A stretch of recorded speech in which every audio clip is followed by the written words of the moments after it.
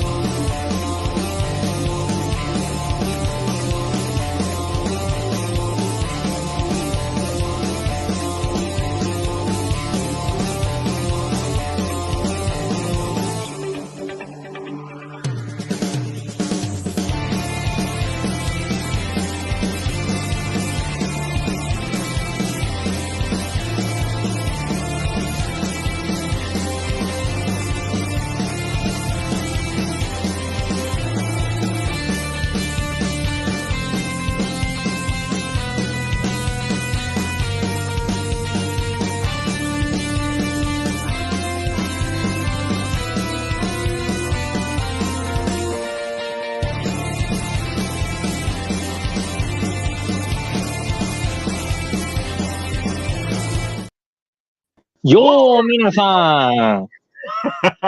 これは僕の少年なんだよ。これは僕のタイトルスクリーンだよ。I knew you were going to do something. I'll take your word Hey, for it. you use my That title opens screen. that That ass. means it's my show. Okay, I'm not. No.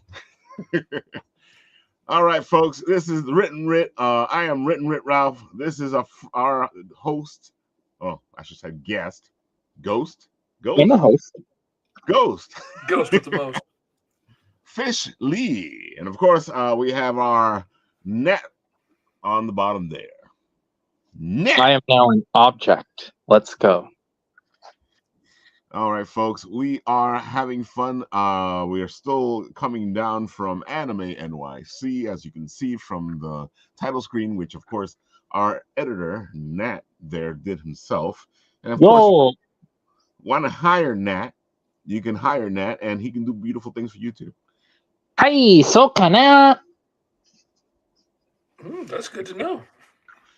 Oh, yeah, definitely. Nat is the editor here. He does a lot of great stuff, and he can put some good stuff together. Thank So, you. I do not have time for that. Yeah, and Nat has saved us a lot of trouble because before Nat showed up as an intern and then now as a regular, it was Ralph doing most of the editing, and that was just a lot of time. Now I have a day job. Yep, now Nat has the day job, so he's going through the same thing. Oh man, Kinda. Folks, Doesn't help that it's now the busiest season of the year, so. especially from retail job. Mm-hmm. He goes, Job right now. retail job. So, Fish, why don't we start you off and you do your thing over there and talk your spiel and all that good stuff, and I'll put up the Kickstarter. Alrighty. Well, for those who don't know me, I'm Mr. Fish from Mr. Fish Comics.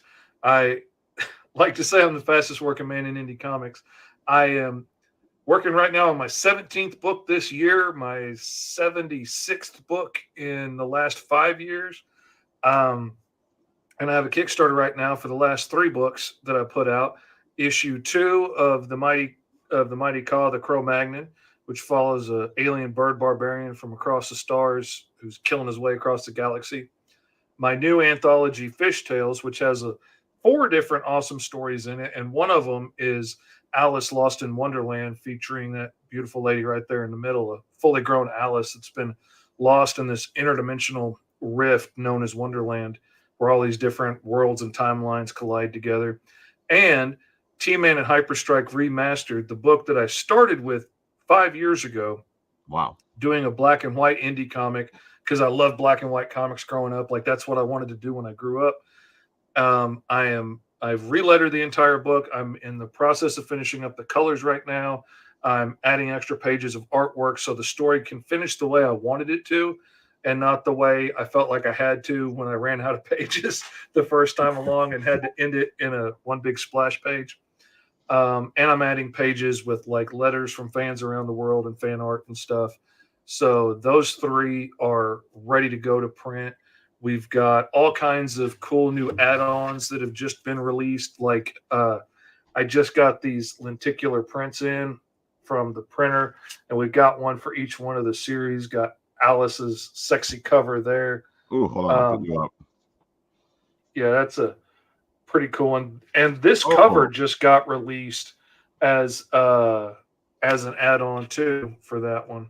And then you got like the mighty Caw come crashing down on the Skeetian pirates that have made the mistake of capturing him on their ship. Nice. And now they're finding out why he's called the deadliest man in the galaxy. Oh man, I'm amazed that you sat there and put 3 books onto one Kickstarter, because I know a couple people have been trying to do this, and they're trying to figure out if it's feasible, if it works. What do you think? You've done this. What do you think? What do you think about it? It can work. Mm-hmm. I think there are some problems with the way I set it up, but also I did a lot of different things this time, so it's kind of hard to pinpoint where the issues might be, because I made a lot of changes at one time. Like I'm doing 3 books. I had a lower goal that was easy to hit, but the books are finished. So like I don't have to pay my artist to finish it afterwards. This is a pre-order. Like this is, you're ordering the books, and whatever profit I make goes to buy extra books to stock in the shop to sell later.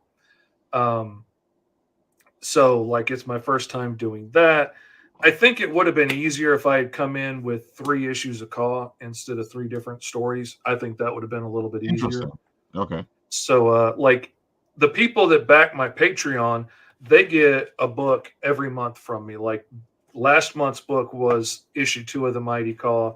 This month's book already went out, which was the Sentinels 275 that I illustrated for Roy Johnson at Standard Comics. Next month is probably either going to be Fishtails or T-Man Remastered. I haven't decided yet. I'm going to let the Patreon backers vote. But I want to switch to doing Kickstarters a couple times a year so everybody else can catch up. If you didn't want to back the Patreon and get the books cheaper and get them regularly, then you could catch up like maybe 3-4 times a year is what I'm trying to move to. Right. And I think it would have been easier if I had just done Fishtails this time and done the next 3 issues of Caw next time, but lessons learned as you go. I think 3 different titles is confusing for some folks. It might be, it might not be. I like what you're doing. I have to say, I want to see it succeed, especially because, it's almost like going to the comic store and you pick up 3 books. You know what I'm saying? Mm-hmm. And go ahead. There's something for everyone. And like some of my fans, like I've spent a lot of my life as a Tourette's advocate because I have a pretty severe case of Tourette syndrome, which doesn't usually make itself super obvious a lot of times when I'm on camera because I'm hyper focused and I'm in pitch mode. Right. But like I was yipping up a storm 10 minutes ago out there with my wife. But so I've spent a lot of my life as a Tourette's advocate, and I have a whole lot of fans that are like kids. That is who I wrote T-Man and Hyperstrike for, which is a completely different audience than like the R-rated Saturday morning cartoon that is the Mighty Caw, the Cro-Magnon. And, even the Alice Lost in Wonderland story in Fishtails is a little bit sexier than I normally do. Like, there's a lot of undercleavage, but, that's trying to get some extra eyes on it. And if it gets somebody to look at the book for 5 seconds longer so I can pitch it, I'm all about it, man. Yeah, I feel like these days, you have either got to go extremely sexy or, you just to get people to look at your book. Mm-hmm. Or you got to get extremely violent or, I don't know, man. Like it feels like it's more difficult just to get people to look at the regular books. Mm-hmm. Yeah, like the other story that I do, Green Zone Life in the Blocks, like it's a very complicated, rich story about like mutants who lose their citizenship and have to earn it back by public service. And, if they can make it 5 years as cops, they get their citizenship and can move out of the ghettos. But that's a much harder sell at shows. And then the guy sitting next to me that, has a half-dressed Harley Quinn knockoff on the cover of his book, who's just blatantly Harley Quinn, and I can't remember the name. It was like some kind of pun on Harley Quinn. Like, it was a total ripoff. Selling books left and right, $50 a pop. Oh my because there's drawn on nipples, and like, to each their own, I guess. But also, like, the algorithm has proven what people want to buy and what people on Kickstarter are liking to buy. So, right. Either we can sell to some of those fans, or we can, hold our noses up in the air and go broke, one or the other. And sometimes you just got to do what you got to do. And in their comics, you're gonna have sexiness in the comics anyway. So, it's just that it's not like blatant. Yeah, and I like in my stuff, like, I'm hinting at it, and you're seeing a little bit, but like, it's never going to be like, full on nasty. Like, that's just not who I am. But sexy I can do, and I like to joke I that like sexy better than her full shirt on. fit her when she got to Wonderland. She's just been here a long time.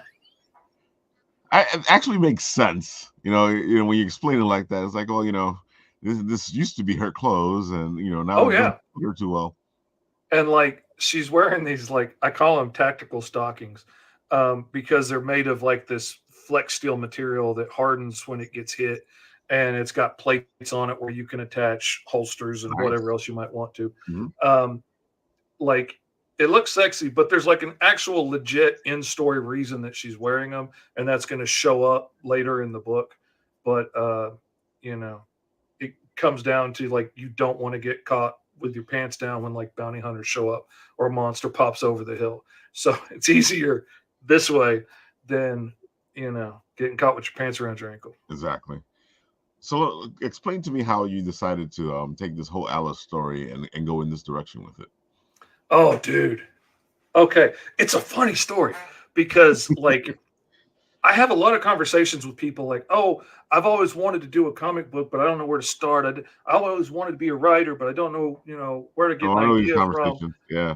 And I'm like, dude, you can take an idea from anywhere. And I'm like, and if you're starting out, just write anything, write little short stories. And I always throw out stuff like, take fairy tales and move the genre that they're in, make them sci-fi or make them fantasy or make them pirates or whatever. What would Little Boy Blue look like if he was a pirate on an alien planet? Let's, do that. And in one of those conversations, I threw out, like, take Alice in Wonderland and make her like a wandering Ronin samurai that's lost in this interdimensional rift called Wonderland, where all these different worlds collide together. And, all the different characters could be different aliens and from different timelines and stuff. And I just threw it out there casually in a conversation, and it burrowed into my brain, and it sat there festering for like a year, just eating at me that I need to do this story. You really need to do this, and it'd be really cool. And I had another story that I've been working on for 20 years about this time traveling barbarian.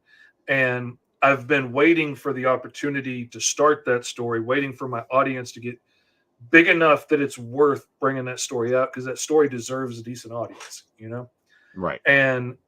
But at one of the last cons I was at, I started looking at some stuff really critically and looking at the guy that's selling $50 comics next to me, with no substance and boobs on the cover, and looking at me, struggling to sell a really good book of Green Zone that's well written, but is a harder pitch. And I started thinking about all the stories I want to tell.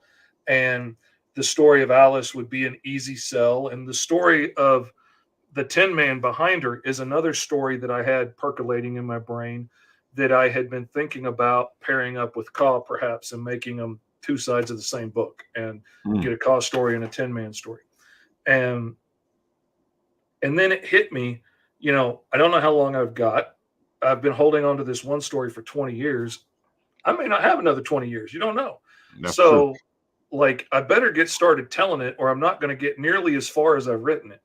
And so I started thinking about it. And I was like, if I take that story that I've been working on for so long, that has all this complicated lore and overlapping time travel nonsense, cool stuff, if I take this one character that I dearly love, that's his like adopted daughter. If I excise her and replace her with Alice and turn the story around and make it from her point of view, the story gets a lot more interesting. I still get to do everything that I want to do, and I get to follow it from her perspective, which in a Right. lot of ways is way more interesting. Yeah. And by making her the main character, you've got a little bit of name recognition with a public domain character. You know, Mhm. some people are going to be like, oh, I know what Alice is, and look at the book for nothing else. I can have a sexy lady on the cover, which will Yep. make some people pick it up for no other reason. Right. And I can still add all my cool overlapping time traveling nonsense and dimension hopping. And when I started putting that in, it only made sense to bring in my, ancient automaton character that I've been working on and bring him in as her guardian / sidekick. And it also kind of plays into this rift between dimensions is bringing in all kinds of different stories. So not only do you have Alice and the Cheshire Cat in the first issue story, you've got all kinds of aliens, you've got the Tin Man, like you've got stuff referencing Tarzan and Frankenstein and all kinds of other things Nice. going on. Like it shows you that this is a much bigger, complicated place. And Alice has been lost in this place for a very, very long time. And she has learned that, she's a hunter. She says in the book that, Wonderland shows you who you truly are. And she didn't know when she got here, but she's a hunter. And so now she goes out and hunts monsters and creatures and things and solves problems for gold and money and riches and whatnot. Dude, yeah, I'm happy you said all that because like you said, as writers, we're always asked that question, like, I want to write, but I don't know what to write, and I'm always saying the same thing. I'm like, dude, sometimes what you do is you play in somebody else's sandbox. Mhm. There's a lot of public domain characters out there that you can actually write stories for.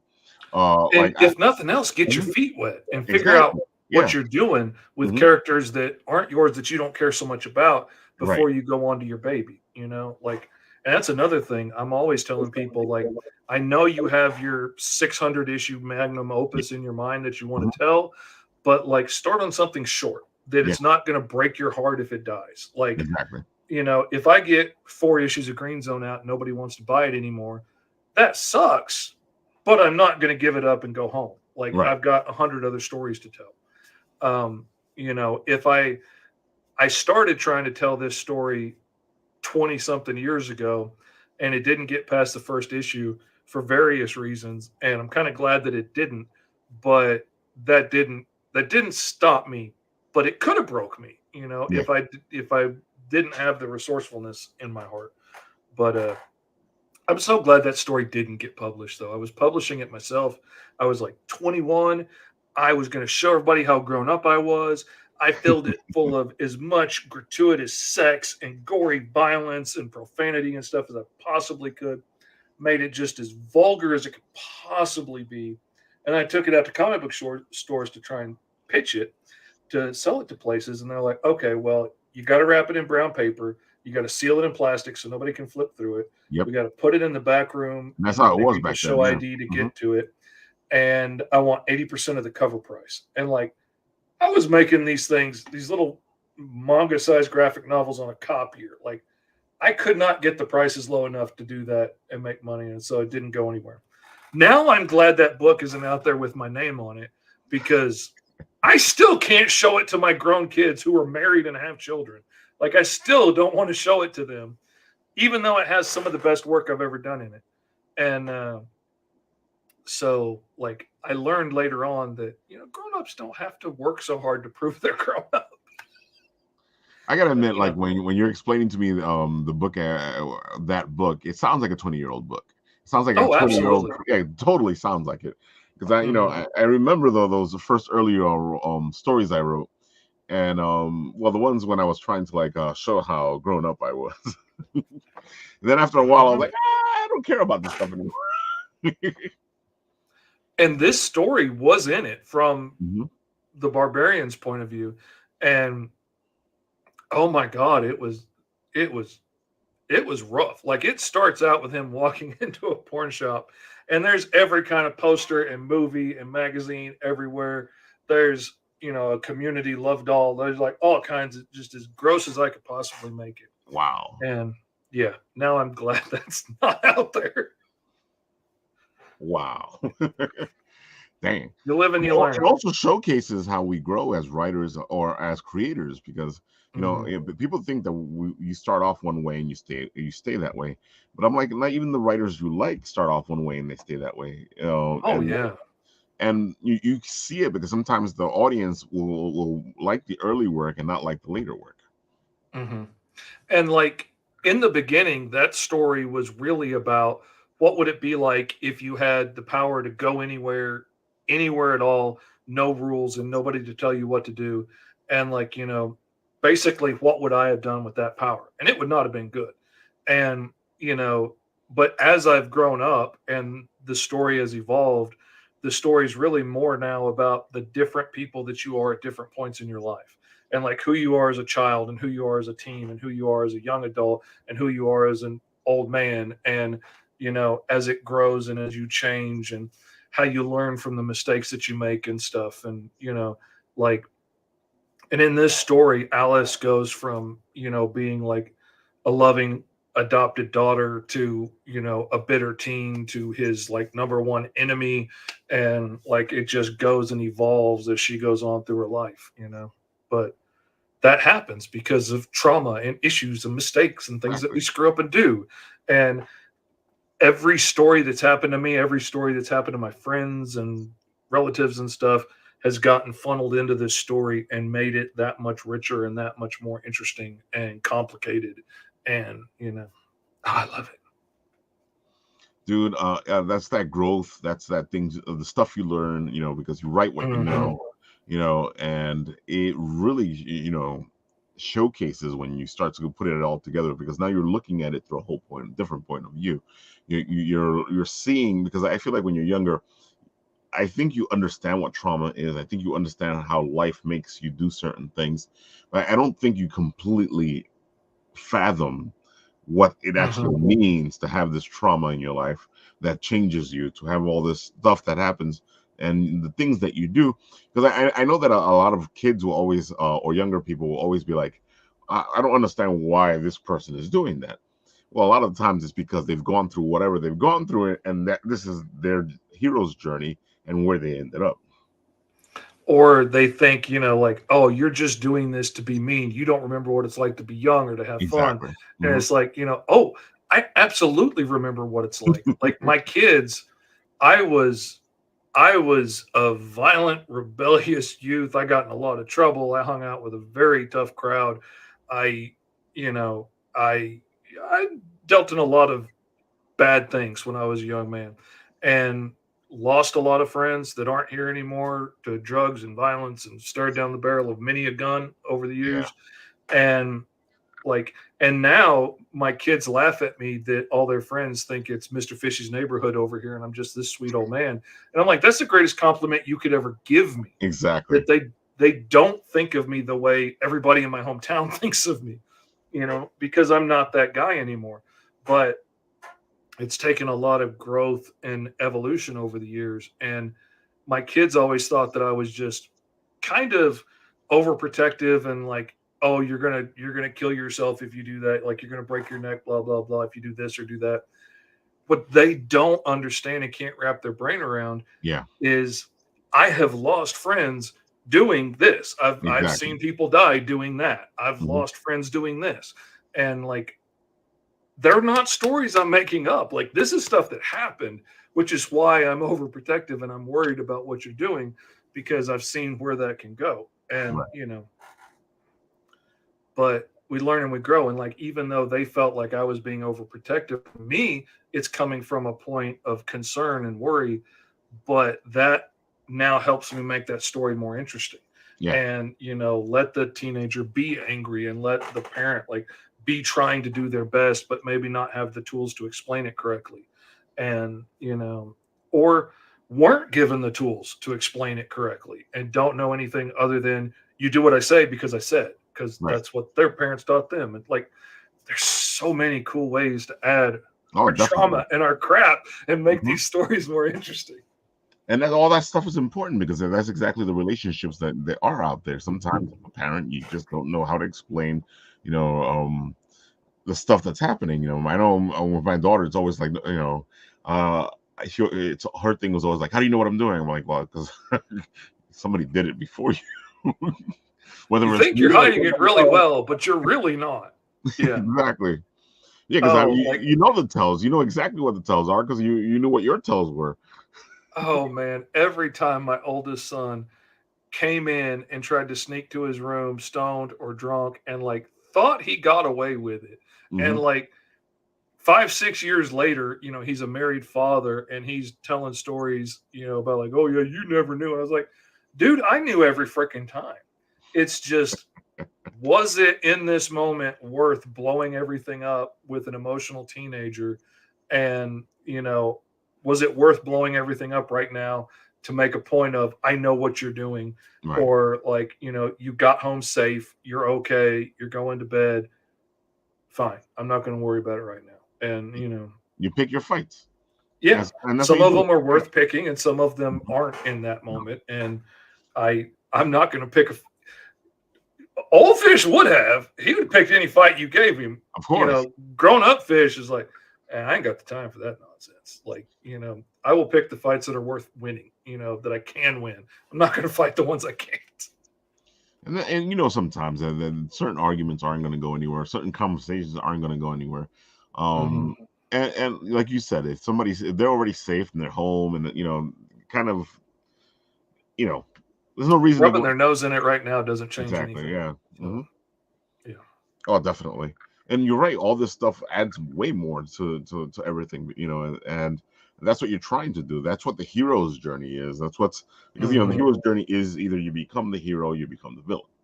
Mhm. The journey can lead to either one. People always think it's just, the hero's journey, you become the hero. No, a lot of villains started off as heroes. Mhm. It's completely. It's like I like to think of it more like, Pokemon or Digimon or something. Like you're evolving into your final form, Yep. whatever that may be. That could be good guy, that could be bad guy. But, we're journeying to that point and we'll see what that is. So now that we talked about Alice a little bit, let's talk about our favorite nasty Saturday morning cartoon. Oh man, I loved it when you quoted him as an R-rated Saturday morning cartoon. I have made that the pitch for this book ever Dude, because since. that's what this thing looks like. It plays that way. It's It just, always gets a oh my god. giggle at cons, and Mhm. people always pick it up and look at it. And I thank you so much for that. That has been invaluable to me. This one picks up exactly where the last one left off because the Mighty Ka, I've kept it as a relatively short book, so it's like it's catchy, it's poppy, it's like those old serials, Completely that you agree. would Because watch at the movies and when I read the whatnot. first issue, it was like boom, boom, boom. Oh, that was great. Yeah, and it's all action, it's all fun, and then you get to a cool cliffhanger. It's like, oh no, will our hero survive? Tune in next time. It's And totally Saturday morning cartoon. yeah, and then we tune in this time, and they've released the hellhounds on him in the ship, and they're hunting him down, and he's killing his way through the ship, and then he gets attacked by these giant, massive hounds with these long spiked tongues, and you know, hilarity and chaos and carnage ensues, and the ship goes spiraling out of control into a desert planet in the middle of uncharted space, and we get to see what happens, and then that's just setting Ka up to be on a whole new world to see what we're going to do from there. And oh, I got so much stuff planned. Oh, I'm already working on the third issue, and oh, it is so much fun. And it amazes me how you continue to just flow from story to story like this. Yeah, I do knock them out pretty quickly. Oh yeah. Um, but also, that's a lot of different things. Part of it's having a jacked up nervous system from having Tourette's, Yeah. and so which comes with a whole lot of great benefits like not sleeping and ADHD and OCD and all kinds of other things. So if you're not sleeping for 3 days, that's 12 extra hours a day to get comic books done. Exactly. And so lets me work real fast.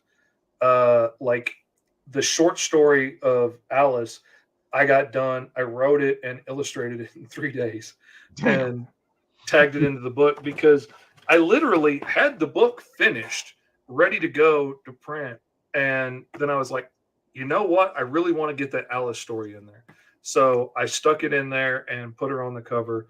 But now everything's done. Everything's compiled together. There's different covers than this one, but the book's done and ready to go. And it's got several different stories in it, like Gary Feldman, assistant district manager of the multiverse, and which is a story that I love. This is a short that originally appeared in Cthulhu is Hard to Spell, the new volumes that were being released by Unlikely Hero Studios. And there's talk about me continuing to do a Gary Feldman story to lead off the volumes from here on out of that. We'll see where that goes. That would be awesome. But like all those stories have to be Cthulhu based because it's, Cthulhu's Hard to Spell. But there's a lot more I want to do with Gary Feldman. So I'm getting to use this to introduce him in Fish Tales so we can do other stuff with him as well and show what rest of his job is like besides just dealing with like Cthulhu based problems in different universes. But you get to see like the situation that he works in. Nobody at work can remember his name to save their lives. Not even his assistant that works with him every single day. Wow. The bureaucracy and stuff that he has to deal with. There's even like, cameos from like Virgil from Green Zone makes an appearance in the background about that big. And because like the only thing Virgil wants to do is own a bookstore so he can read books all day. And the District of Multiversal Affairs that he works at is like a gigantic 100-level deep maze of libraries, shelves and files and stuff. And on one of those is a little happy variant version of Virgil just happily reading a stack of books. If anybody can spot him, I'll give you a no prize for it. That's funny. I love how you intermingle and mix all this stuff up. It reminds me of the old days when stuff was intermingled, but it wasn't like it was all together or it had to be together. Because Marvel and DC have made it so now that you in order for you to read one book, you have to read 10,000 books. That's the thing that kills me about it. Like, I would love to pick up an issue of Spider-Man and check out what's going on. I can't afford to pick up 30 issues of Spider-Man so that I know what's going on. Exactly. And I can't do that. And I can't buy all the different series of Spider-Man coming out at the same time to keep up with the story from here on out.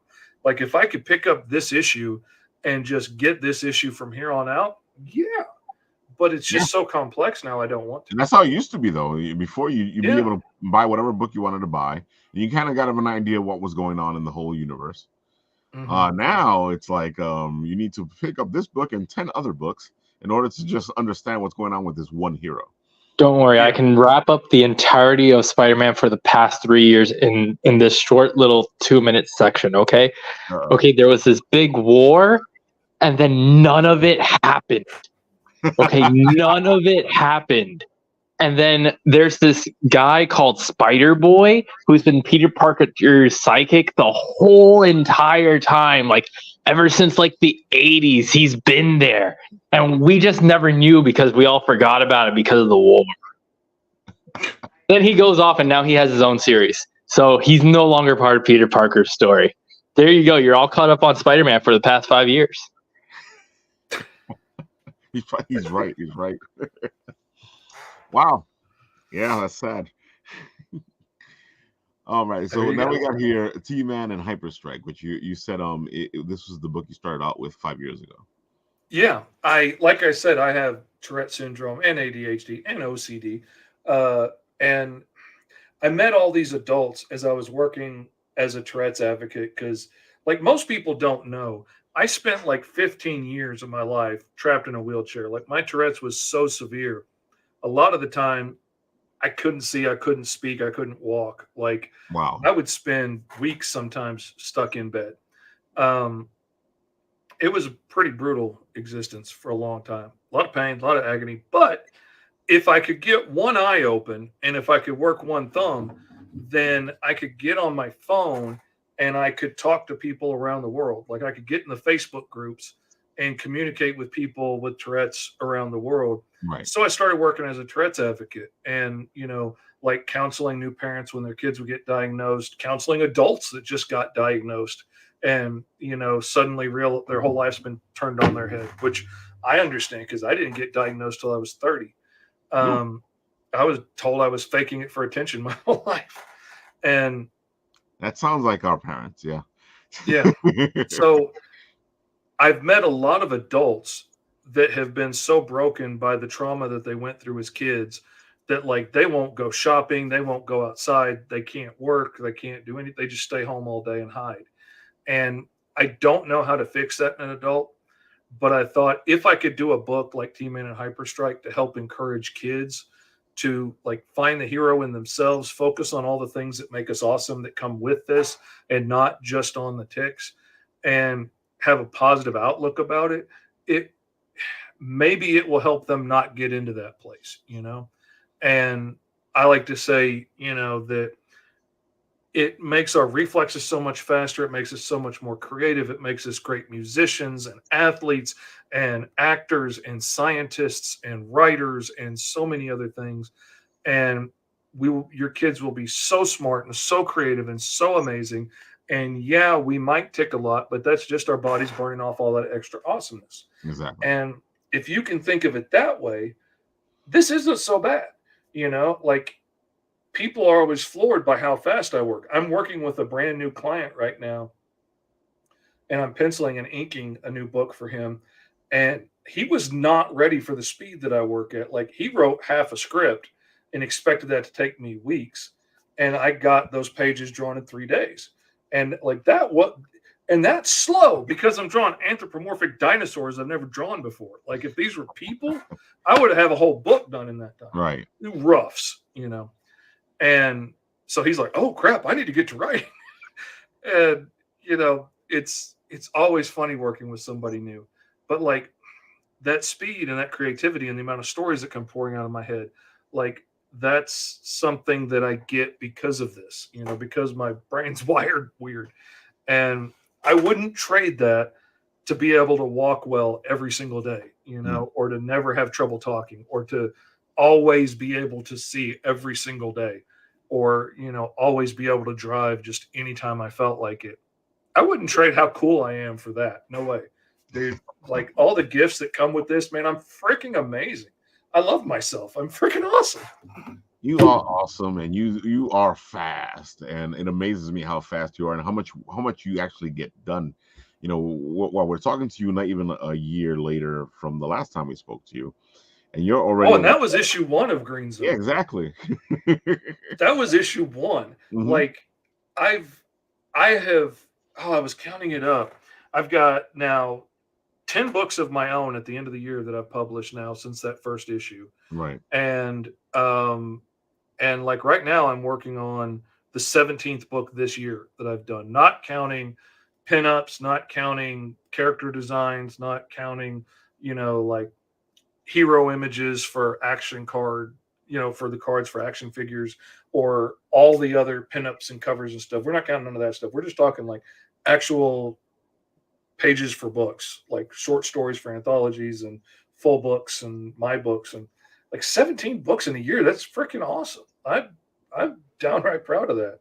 And like I said, 76 in 5 years since I first illustrated T-Man and Hyperstrike is nuts. Yeah. Just totally amazing. And folks, you guys can pick this up here in the Kickstarter and see where he's come from to where he is now.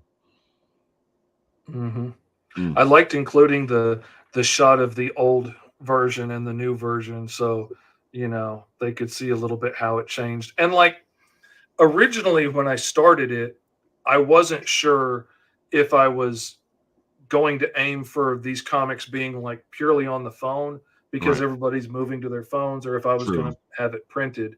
And then I left the lettering phone sized because I knew a lot of these were going to be brand new readers that were getting this book, because this is a lot of kids got this book. And so I left it the way it was. It's a little bit too big. Like I had to change that. That bugged me. And like I said, I had to kind of cram the ending into a splash page, which I always regretted. But, I was worried on my first book about I didn't want to take too long getting it out to people.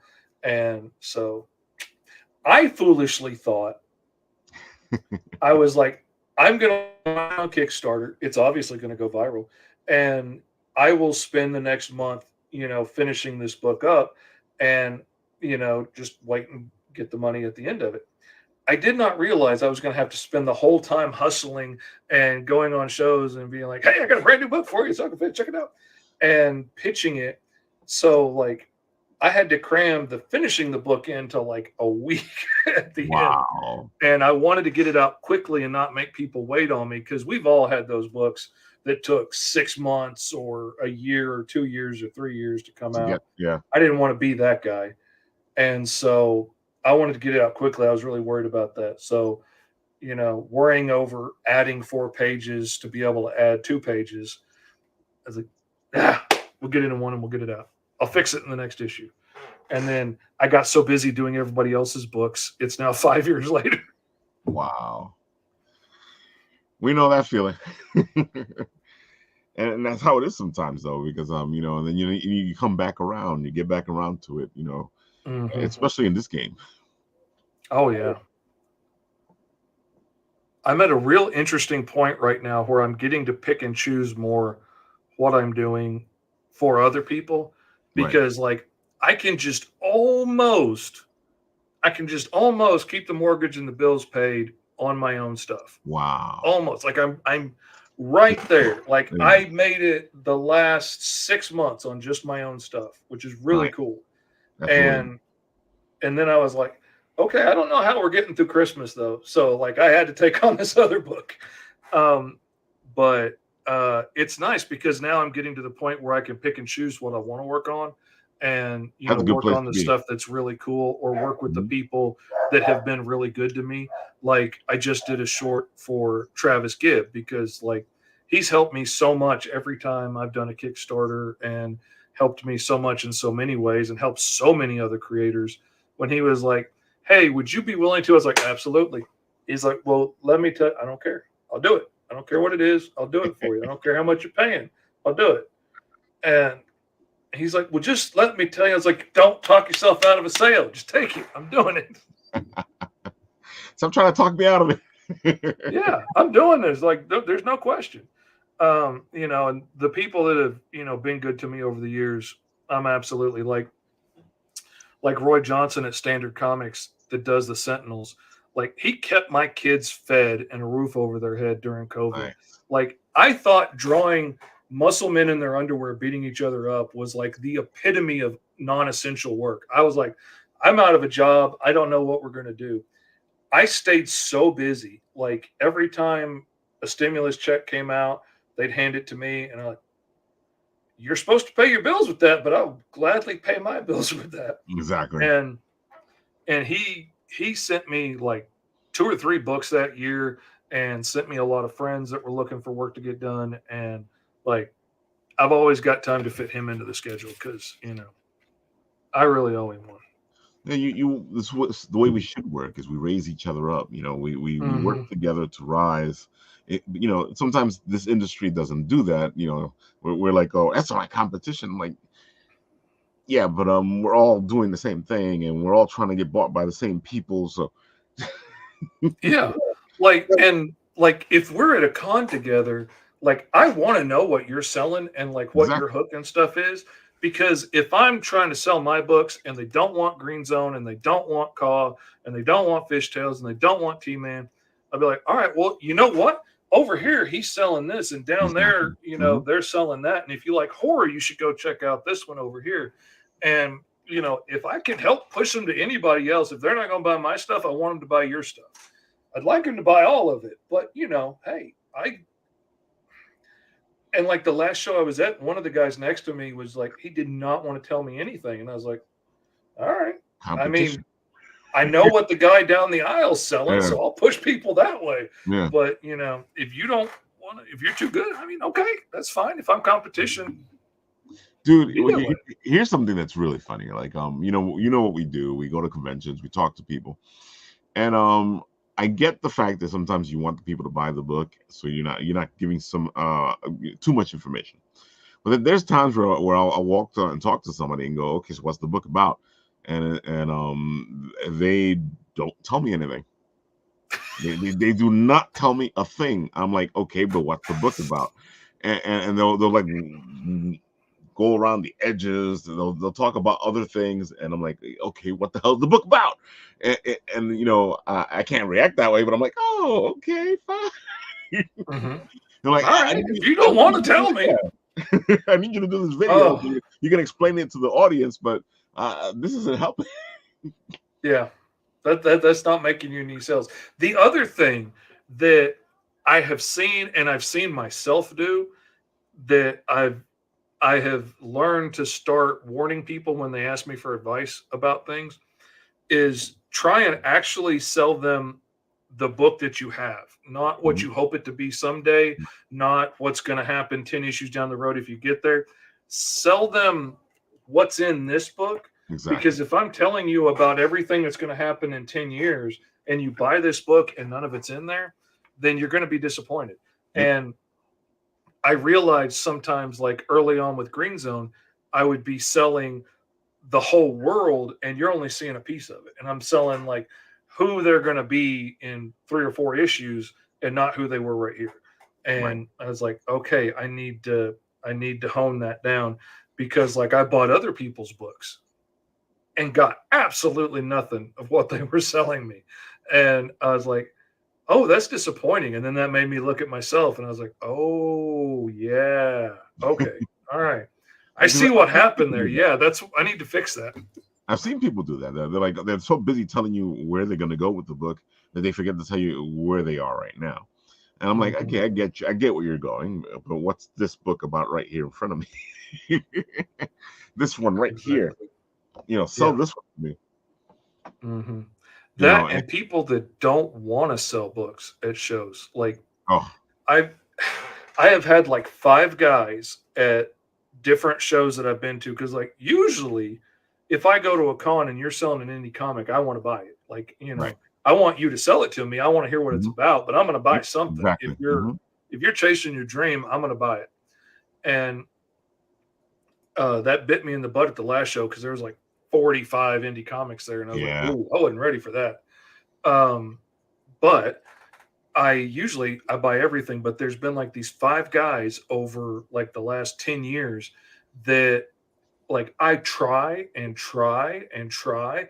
Maybe I can get them to look up from their phone for a minute. Oh, I know those like, guys. There's no interest in talking, no interest in selling me anything. Like literally pick up their book and be flipping through. It's like, so tell me, what's this book about? Nothing. They're not working on commissions. They're not busy with anything. They're just They don't like talking to people. They're scared. They're autistic, whatever it is. Like it's not their bag. And you know, I'm like, all right then. Like, I wanted to buy it, but if you won't sell it to me, I don't know what. I'm not going to just take it. So, and I get like I tell people all the time, you know, and they're kind of shocked because I have my own social anxieties and I do all this stuff besides that. And I understand where you're coming from, because you know, I hate this. Yeah, exactly. This goes against every bit of my autistic brain. Like oh my God! Like when I was a teenager, like walking up to somebody and saying, "Hello, my name is Fish. Will you be my friend?" was the most terrifying thing in the freaking world. Like I could not do that, and I didn't understand. Everybody else seemed to have this social interaction thing down. And it's like everybody was speaking a different language, and I didn't get it. Yep. And then I found the hoods in the smoking area, and their social interaction was real easy. The biggest, scariest dude wins. And after I knocked a couple people on their butt, suddenly I was in charge. I was like, oh, I like this.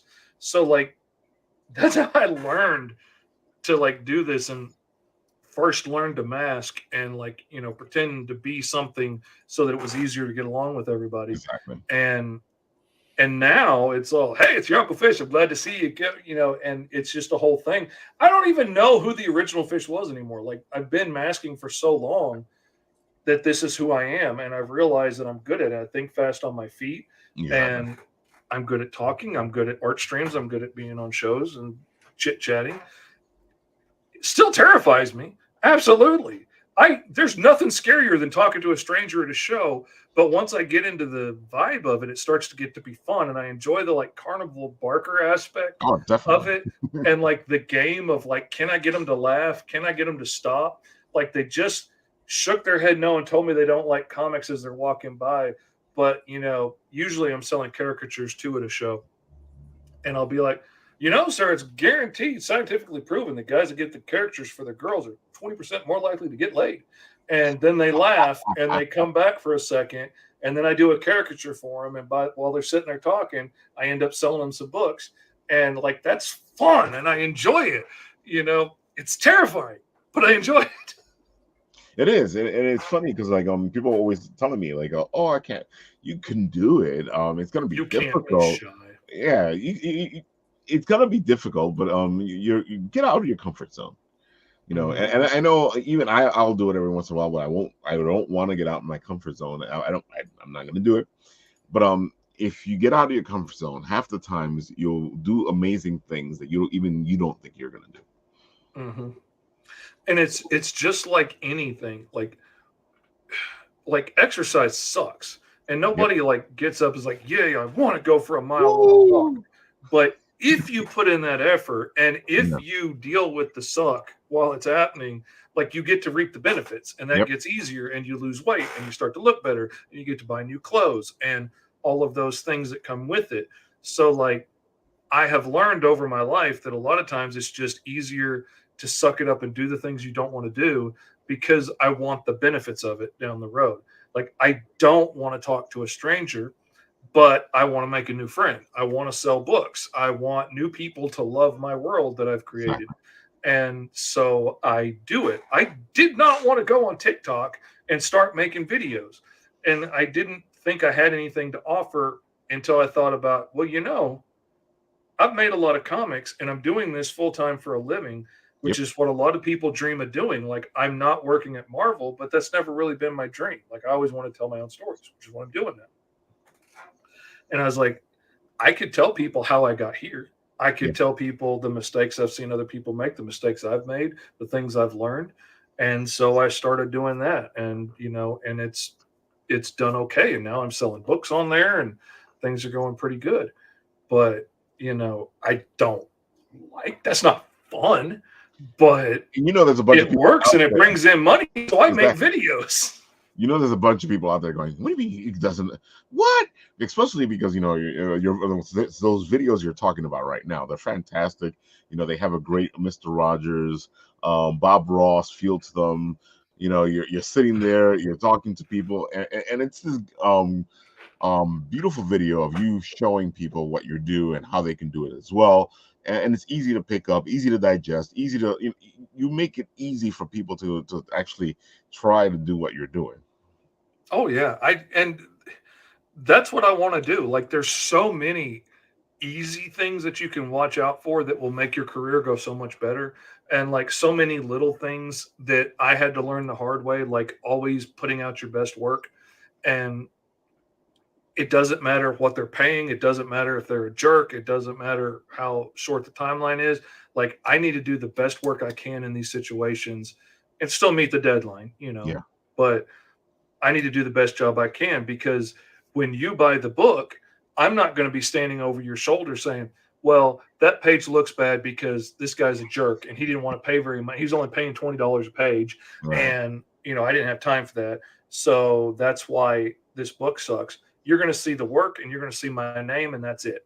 Yeah. And that, once I quit adjusting my quality based on attitudes and pay and all this stuff, all of a sudden my work was always consistent. It was always good. And people are starting to knock at my door wanting me to do their books because the guys they're hiring are real inconsistent. Right. And that thing alone made such a huge difference in my work. And like little things, like when I realize I've made a mistake, I will go back and fix it. Like, I did 8 pages of story with a character and we got to the end. It's all colored and lettered. and they realized I forgot this little bitty belt accent on the sides of his costume. I went through all 8 pages and added it to every single panel because like it was in the reference art. I just missed it. And It you happens. know, Yeah. it's my job to do it right. Mhm. And so I went back and I fixed that. And that floored everybody involved in that book and got me 3 more books automatically prepaid in PayPal waiting to go because those guys are like, this is somebody I want to work with.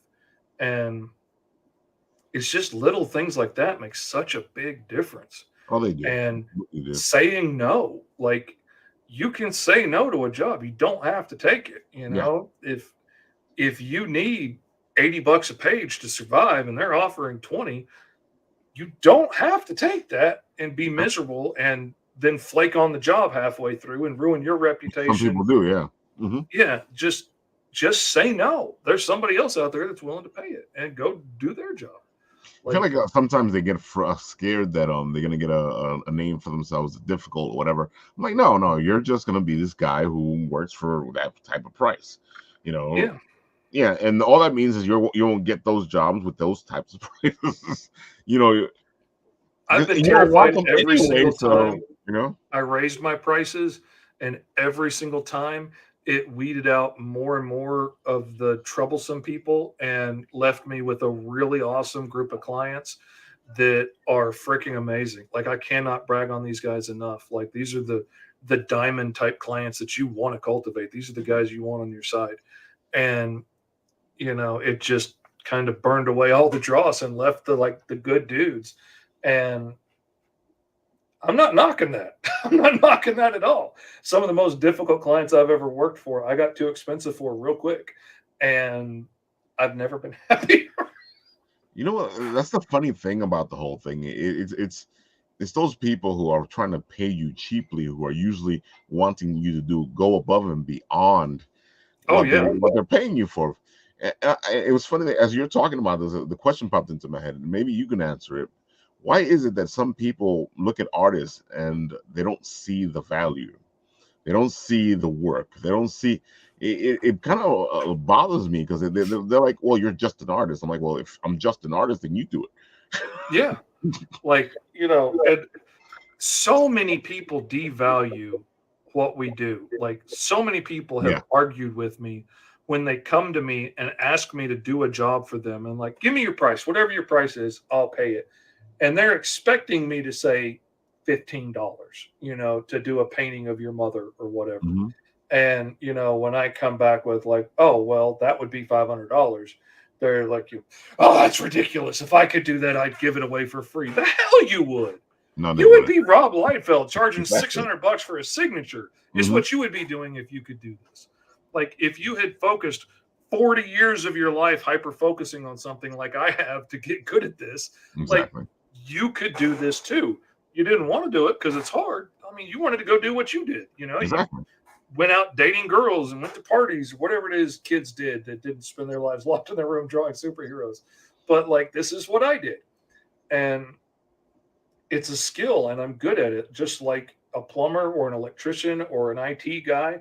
And, you know, I guarantee you when your toilet's overflowing in the middle of the night, you're not calling the plumber up being like, oh, well, that's ridiculous. If I could plunge a toilet, I'd do it for free.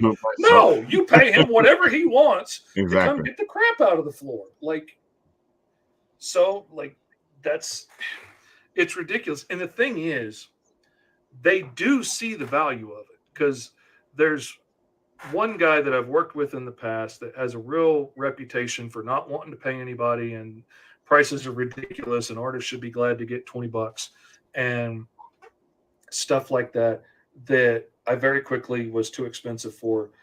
But like when I worked with him and he was difficult, I'm going to do my best job. Probably one of the best books I ever did because I worked extra hard because I was extra frustrated. But he sees a lot of the work that I do. And I hear comments from him second and third hand all the time about, oh man, Fish's work is so amazing. He always takes it above and beyond. It's always so much better than what the script was. It's always 3 steps beyond what I hoped that it would be. He's just too freaking expensive. It's ridiculous. And, and then will complain why his $20 a page artists from Africa or the Philippines, can't do stuff up to my caliber. Right. And like, A, they're amateurs or they wouldn't be doing it for that price. Yeah. And, or complaining about like, oh, this is the third artist I've had flake on me when I paid them. Like, because you're paying them nothing and they get into it. They want to do comics. They've always dreamed of doing it. Yep. And they get this opportunity and they jump at it and they're desperate because they want to be able to say they did a comic. And then they get a page or two in and realize there's no way to make any money at the rates that this guy's paying. Exactly. And then they flake because it's a lose-lose situation for them. And I'm like, if you hired a professional, you would have lost less money. But, and there's pros that work at all kinds of different levels. Yeah. There's lots of amazing dudes out there that work at prices I don't know how they afford. But I agree completely with you. I've seen some of the prices that some of these people charge. When I find though, when you're from another country, it's because of the difference in money. Sometimes, it looks like a little bit of money to us, but it's a lot of money to them, mm-hmm. But also like my flatter is in the Philippines, which I love the time difference because I can work all day long and like say I ink 7 pages today and I send them to her at the end of the night. And then I go to bed, she wakes up, she flats pages all day. And then when I wake up in the morning, I got 7 flatted pages ready to go. It's freaking amazing. Yeah. I love it. And like, I kind of thought the same thing, and like when she raised her prices, I was like, oh, that's kind of high for where you're living. And so I looked up like, what the average cost of living was where she lives and where I live in Arkansas. And I was like, oh yeah, that ain't very different. Okay. Yeah, absolutely. Yeah, no problem. I will absolutely pay the increase. You're right. Yeah. Yeah. It's not as low as I thought it was. And it's funny, and I tell people all the time, one of the reasons my book is where it is, it's taking as long as it is because you want to be able to pay the people that you're working with because, especially if you want your book to look good, if you want, you want to take your time, you want to pay these people. And if I don't have, which is a good thing about being independent, sometimes you don't have that deadline on you, unless I have to get one out next month, and the next month has to be ready. Yeah, and sometimes you need to slow down, pay who you need to pay, and take your time on something, and you come out with quality stuff. Mm-hmm. And like one of my favorite clients, Roy, that I've worked with a bunch of times on the Sentinels and Sensational 7 and all kinds of stuff. He broke it down for me one day and it just blew my mind because he was the first client I ever came up with that didn't balk at having to pay up front. And I was asking him about it one time, and he was the first person I ever worked with that always got the book done before he went to Kickstarter, because everybody else was like, well, do 5 pages for me, and then I'll come back in 6 months after the Kickstarter and ask you to do the rest. Mm-hmm. And you won't remember what you were thinking when you did the first 5 pages, and your art might be a little different by this point, but that's okay. And he was like, no, I want to get it all done. And I was like, well, so how do you do this? And he's like, I figured out how much is it going to cost to hire the level of artists that I want to hire, and how much is that going to cost for a book? And then I broke it down to like, how much can I afford like each month to put aside? How long is that going to take me? Okay, well, that takes 6 months. I'm going to put this much aside every month. In 6 months, I had the money and I hired you. And now you're doing the book. It goes to Kickstarter. The money that we raised turns right around and ships the book and then pays me to do the next book. And the next book's ready before it goes to Kickstarter. And it's just, it pays for itself as it goes. I was like, that's freaking brilliant. I mean, it's so simple, but like just setting a goal and saying, if I can only put aside $20, okay, maybe it takes 3 years to get there. But if I put $20 aside each week, in 3 years, I can have my book done and get started. And then maybe use that money from the Kickstarter to pay for the next one and keep going. And I one of the things I love to hear, I always love to hear, you said it too, the book's already done. No, the Kickstarter is more about getting this what this other thing that you need to do, and then the book will be enhanced. And I got your book really quick. It Oh yeah. was it was like boom the Kickstarter, boom the book. I was like, damn. But see, that's what I love. I was freaking out that it took like a day and a half to get the invoice from the printer. I was like, come on, we got a book to get out. But see, I always want to hear a Kickstarter go, the book's done. We just need to get this done. I'm like, oh, okay, cool. Those are the ones I want to, fund and support. You're going to get those. Exactly. Because then, you have other people who are like, well, we're working on getting it done. And with the Kickstarter money, we'll get to do this with the artist, and we'll get to do this with the. And I sit there going, I like your book. I'm going to help you out, but I have a feeling I'm not going to see this book. Yeah, I have a friend that gets really bent out of shape every time a book is late or he hasn't gotten one yet. And like some dudes, like it's been 2 years, you're probably not getting that book. I have a completely different mentality. Like I back the book, wish you well, and forget about it. If I get a book, it's an amazing surprise. I get surprises in the mail all the time. I am so excited that I got this one that I haven't opened it yet because I want to open it on video. I'm so excited I got this one. But otherwise, I'm the same way as you. As soon as they come into the house, I'm like, ooh, which one is this one? Yeah. Oh, I just you say that because I had a friend who he got a book like 5 years later. He had completely forgotten about it. He had moved from where he was.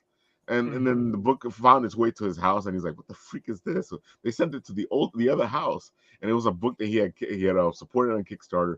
The guys actually finally finished it and got it done and sent it in. And I gotta give those people credit because after 5 years, sometimes you sit there going. I had one come in 3 years later, and like for the last year and a half of that, anytime the guy posted, and it was a single creator, anytime he posted on social media, it was like, well, I'm working on the book full time. I'm not doing anything else. It's just this book. I was like, dude, the book cannot be that long. Like, come on. And his art is very similar to mine, which is one of the reasons that I liked his work so much and was attracted to it. And I was like, I don't know how you're doing it, but it shouldn't be taking that long the way we draw to do that. And it was 3 years. I never expected to get it. And I finally did get it. And it was a great read. But I'm not backing anything else after that. Because, like, that's ridiculous. It's just too long. But, like, Kenny Aiken with Apex Cybernetic Samurai Owl, I freaking love that series so much.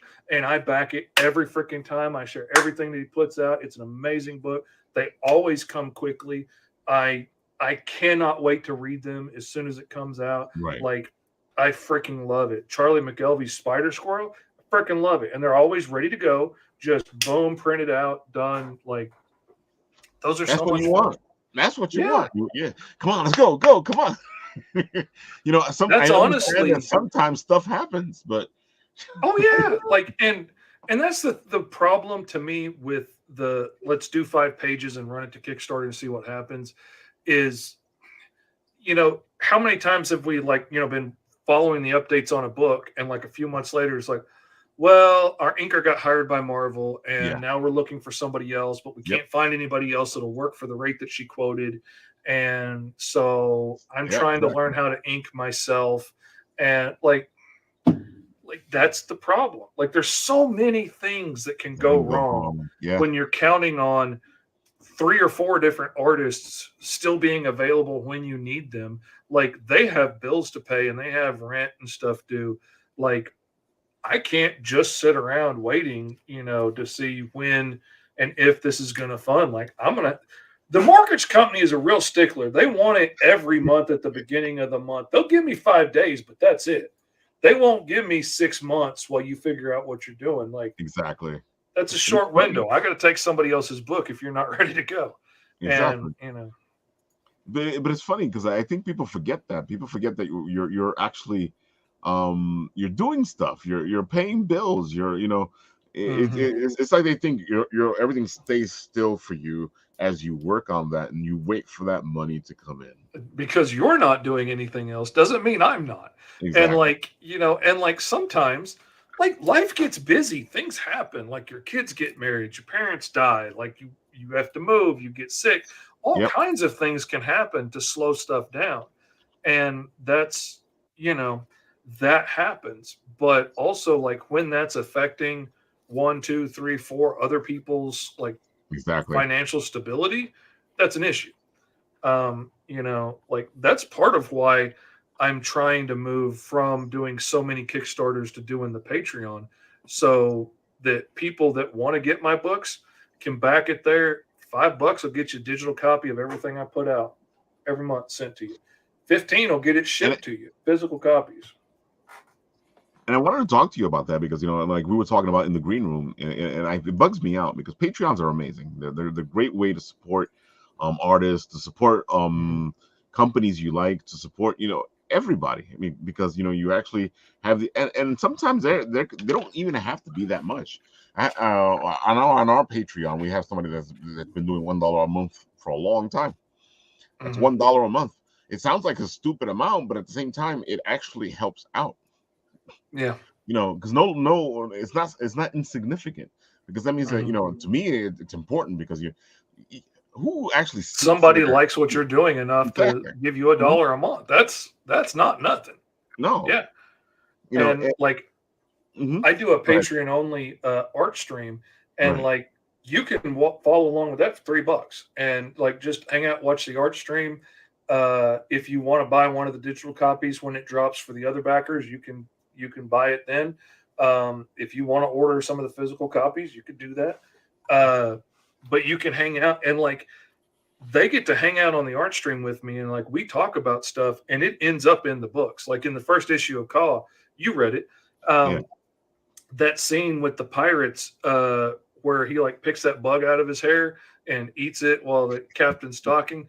Like that came out of a conversation we were having during the art stream, and we were talking about how little things that happen in the background can tell you so much about a world. Like the announcement that comes over the intercom can tell you so much about what's going on in this hospital, or like the condition of the walls tells you like this hospital's nasty.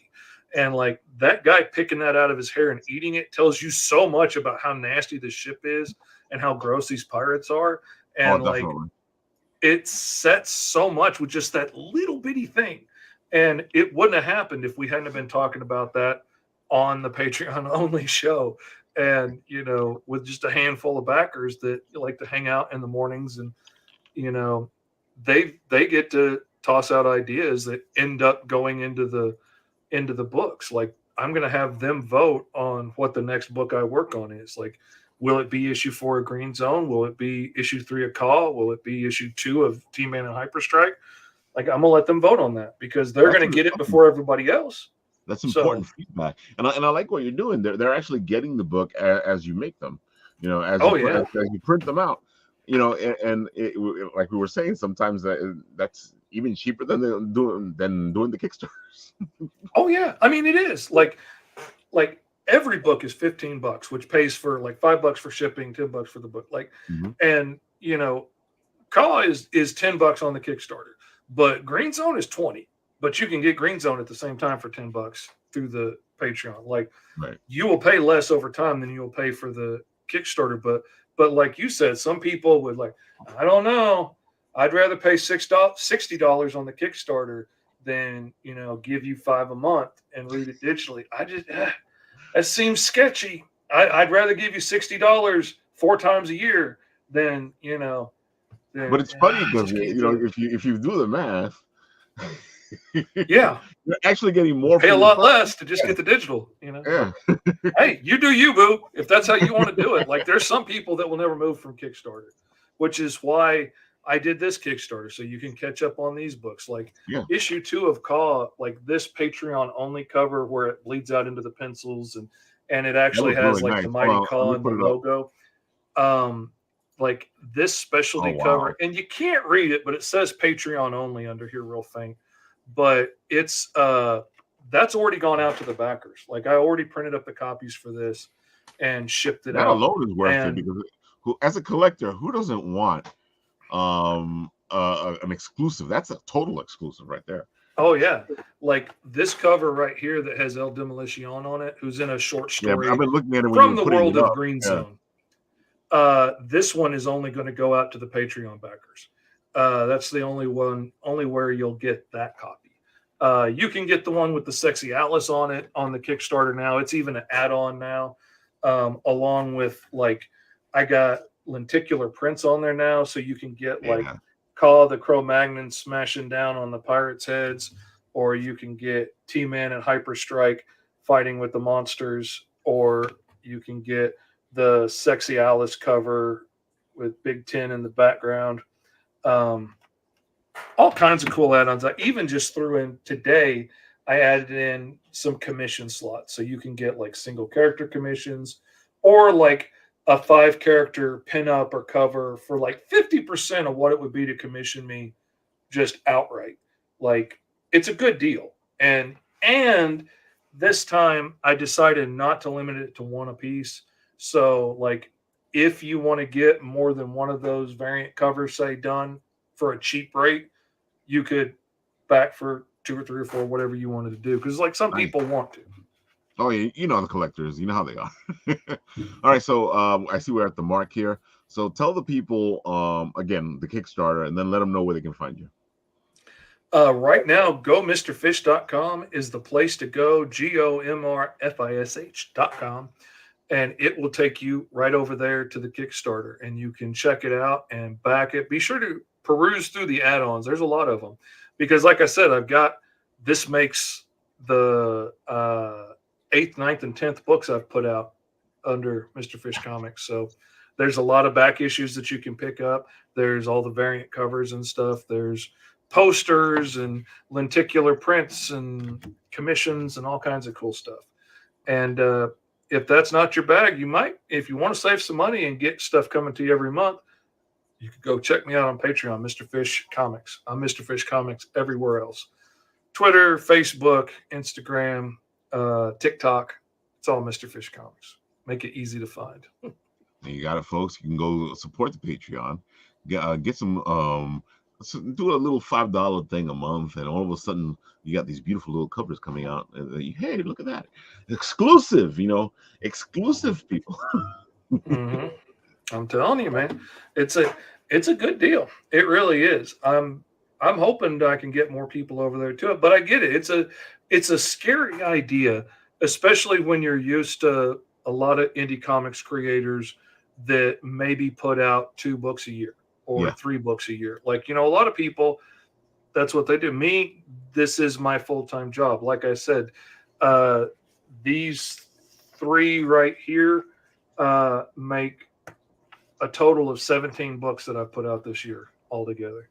So You just amaze me, brother. You completely amaze me, and that's not even talking about half the stuff you do besides that, and the shows, and the arts teaching, and like, just I have people hit me up all the time and be like, "Dude, I see you keep talking about this, but how do you do it?" And I'm like, "Man, hold on. I'll send you a Restream link. Come in, let's talk about this one-on-one, and like I'll pull up my screen and show you how to do it."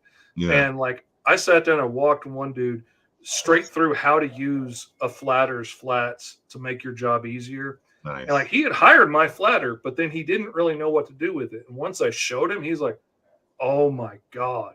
And he's sending me work every day like, "This is so much faster." And I was like, "Yeah, it is. I'm telling you." Folks, Mr. Fish here is amazing. If you get a chance, go watch his videos. Very relaxing, very fun, and you learn a lot of stuff. I try. I want to be helpful. That's my whole bit in life. Try and be as helpful as I can. I gotta admit, I grew up with Mr. Rogers, Bob Ross, all those guys, and I loved how they taught. I loved how they helped people, and it's good to see people who are continuing that type of heart. In other words, my kids laugh at me because I always refer to myself as Uncle Fish on my TikTok videos, but it's something I picked up as a foster parent, and because like when you have foster kids, like they love you and they want to call you something endearing, but they have a dad and they have a mom.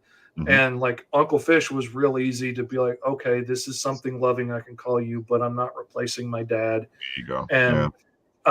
And then I realized as time went on, like there's a whole lot of people out there that could just use an Uncle Fish that loves them, somebody that supports you. And I was like, man, I'm there. I can do that. Like, no problem. If you need support, I'm there for you. And, far too many people losing families and getting kicked out and so much heartbreak in the world. Like, if I can be somebody's loving Uncle Fish, I will be there. It's funny that you say that, but I feel like that's why Mr. Rogers works so well, is because here's this guy who actually is giving you these beautiful words. He's teaching you these beautiful things, and it's what you're looking for. And it's Mr. Rogers. It's not a replacement for anybody. It's just Mr. Rogers. But I still carry all those messages that he put out there. I'm constantly thinking about something or a song that he would sing, and even now at 52, I'm like, it still's there. It still plays in the back of my head.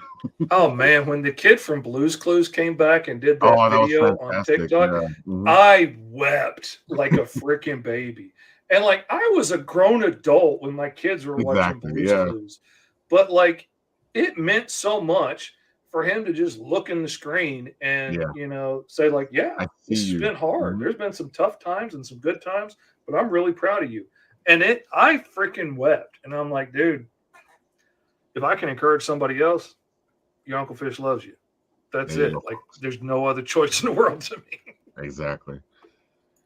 All right, folks, we're at the mark here. Mr. Nathan, do you have anything?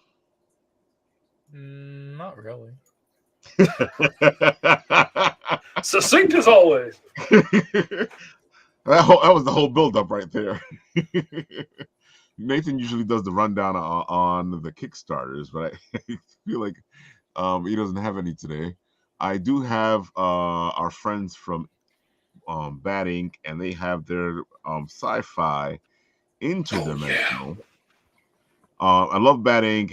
He does another person. If you want to go watch some videos on how learning about comics, go check out Bad Ink. His videos are so great and so informational.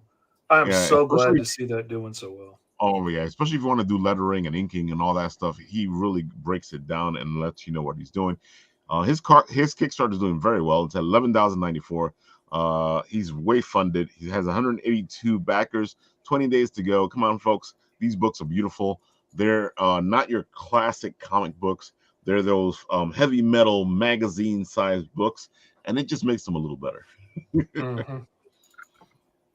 And let's see, what else do we got? Okay, of course, Phil Russert is doing his Diary of Dread, which is the horror anthology that looks just like the old comics of yore that are all horror. And he's at 4,275, 62 backers, 7 days to go. If you love horror, go check this out. The anthology is very good. Oh, that's beautiful. Oh yeah, it just looks like the EC Comics, man. And I think that's it for now. I know I'm missing a couple of other people, and we'll probably get them on Monday or on Wednesday. Hopefully their Kickstarters are doing well. I don't think anybody who I know right now is not funded yet, so that's a good thing. And folks, of course, Monday we will start off our road to WinterCon, because the WinterCon is the first weekend of December, and that is at the World Casino here in Queens, and we will be there at WinterCon, enjoying the con and showing it to you guys. And of course, we'll have some people from WinterCon, or who are going to WinterCon, or tabling at WinterCon, or cosplaying at WinterCon, all through next week, and you guys can check them out, have fun, and then when you go to WinterCon, you can say hi. With that, I will say what I say on this show all the time. I press the button,